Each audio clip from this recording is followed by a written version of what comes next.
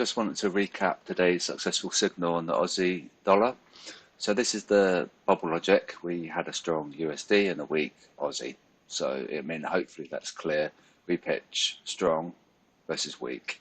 And so there's the dollar Swiss, for example. That would have been a good one to do. And so that's that logic. So that's, we get that notification. And I just want to talk about the processes that I went through before I published the signal. So let's go to the Pitchfork chart. So this is criteria 1. We had the sentimental shift, which is fine. Hopefully it's quite understandable. Pitchfork. Right, so our stop loss was at monthly support 1, this green line, okay? Monthly pivot's up here. We had a big, strong rejection of monthly pivot. So that's great. And so what I did, see this green line, monthly support 1.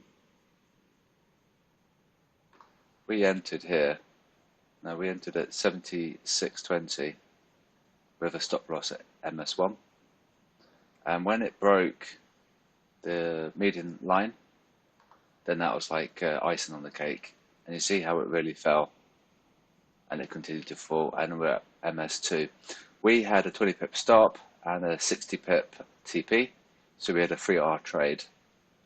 So that was the logic there. I simply used the median line, and knowing that I knew where the exit was, that's absolutely imperative that you know where to exit, because you don't want to move your stops and wait for that break. So you'll see that it actually did correspond quite nicely with that low as well. So it sort of lined up quite nicely. And just for extra confidence, I looked at the volume profile for the Aussie USD. So what we see, if we zoom in, hopefully it lets me zoom in. Oh, okay. Well, so I don't know if you can see that actually. It's quite annoying. I can't zoom in anymore. Let's go to the 2 hour. Maybe it'll help. Oh, that's frustrating. Oh, there we go. Right, so this volume profile, I'll attach a video to the bottom of this so you understand how to use it. But essentially this session has told us the bulls and the bears, like who won that particular tug of war. We can see the bulls had 696,000 and the bears 759. So the bears definitely won out this particular battle on this session. You see? So we knew that the bears were stronger than the bulls, so it sets the precedence for the next session.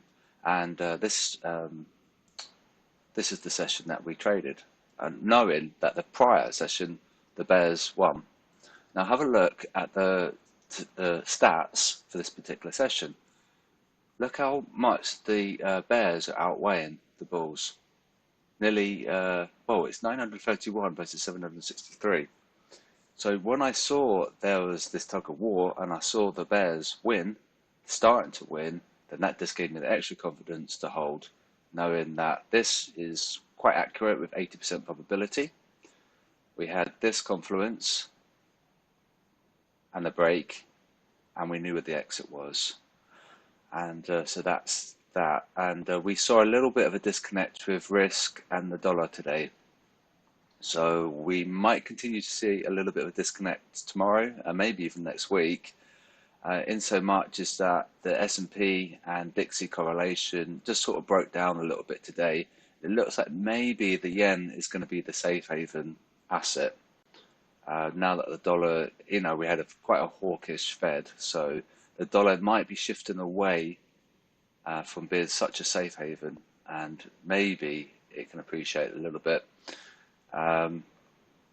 We can see how the sentiment is very much flipped now for the dollar and the yen crosses.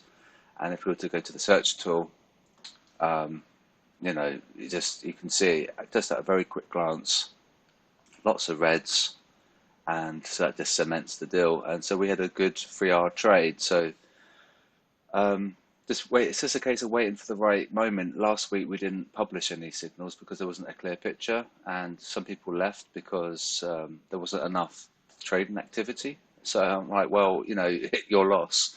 I'm not going to force a trade if I can't see an opportunity.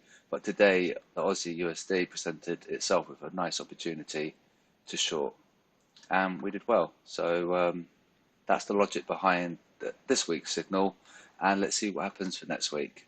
Fingers crossed.